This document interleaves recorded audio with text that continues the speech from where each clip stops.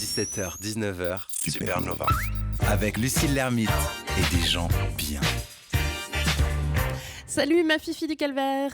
Bonjour Lucie. Mais bonjour. Fifi, la semaine dernière, tu nous parlais de chiffres. On était dans les chiffres publiés par SOS Homophobie. Et tu avais teasé la semaine dernière pour cette chronique-là aujourd'hui. On parle des alliés.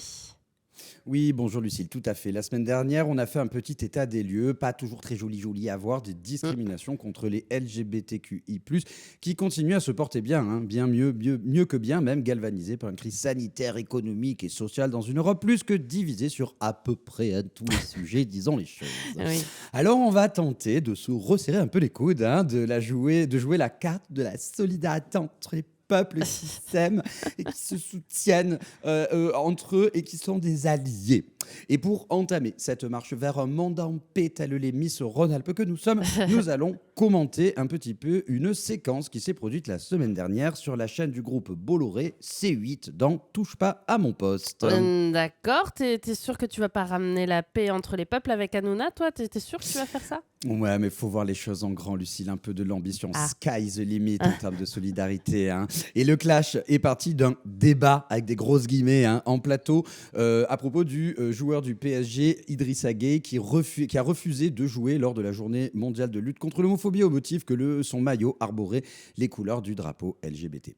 Les chroniqueurs débattent sur la légitimité de ce geste. Doit-il être sanctionné? Blablabla.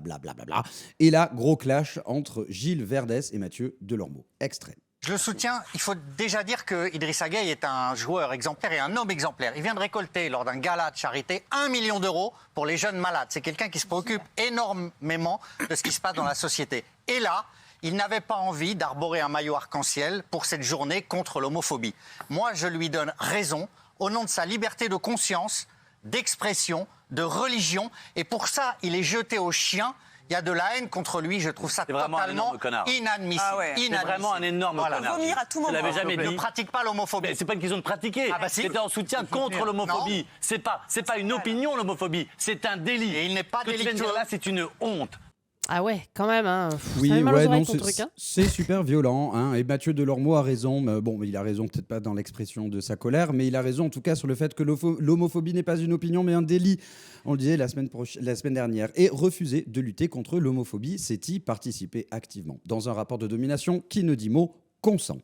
D'autre part, Gilles Verdès dit quelque chose d'intéressant. Intéressant, entre guillemets, là aussi. Il suggère que parce que Idrissa Gueye ramasse des thunes pour les handicapés, il est dispensable de soutenir des LGBT, comme si la solidarité se calculait comme des points de karma ou comme des vases communicants. Cet argument repose sur le même raisonnement quand on dit « je suis pas raciste, j'ai un ami noir, je suis féministe, j'ai une femme à la maison » ou « je suis pas homophobe, j'ai appris la couture avec un homme », etc. Ce procédé, oui, mais c'est des vrais arguments qu'avancent les gens. On l'a vraiment entendu. C'est même pas une caricature ce que je fais. Ce procédé linguistique s'appelle un sophisme, c'est-à-dire un argument ou un raisonnement faux malgré une apparente vérité. Et dès qu'on parle de discrimination, quel qu'en soit l'objet, les sophismes sont légion. D'ailleurs, personne ne se revendique publiquement à la fois homophobe, raciste ou misogyne. C'est donc bien la preuve qu'il faut savoir user de quelques petites astuces pour être un bon allié ou une bonne alliée. À savoir qu'un ou qu'une alliée, c'est quelqu'un qui soutient des luttes plus ou moins éloignées de qui elle est. L'allié connaît les limites de son action dans ses combats et sert de soutien moral et physique aux personnes directement concernées sans se substituer à la place de personnes concernées.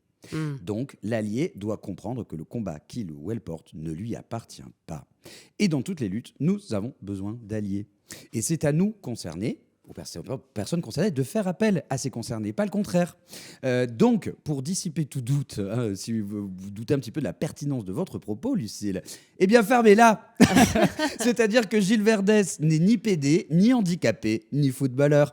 On s'en fout de son avis et de sa hiérarchisation des valeurs. Oui, puis Gilles Verdès, on s'en fout tout court. De toute façon. Voilà, Pardon, dans l'absolu, oui, mais bon, essayez de voir large, on a dit, on voit large, sky the limit. Oui. Et quand j'étais petite et que je me lançais dans une entreprise un petit peu périlleuse, un peu touchy, comme on dit ici à Marseille, ma mère me répétait toujours 3 mots que je me fais un plaisir de vous partager, mes chers alliés.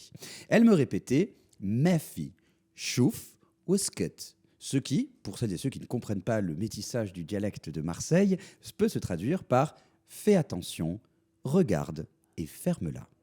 Ouais, et c'était un très bon, très bon 3 mots qu'on devrait se répéter plus souvent, effectivement.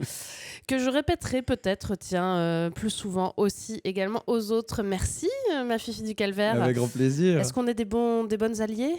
Oh, Du bah coup, écoute, ouais, on va dire que oui. je pense qu'on essaie. Enfin, voilà, On va c'est déjà- essayer. On va essayer. Merci, ma Fifi du Calvaire, et puis à la semaine prochaine. À la semaine prochaine.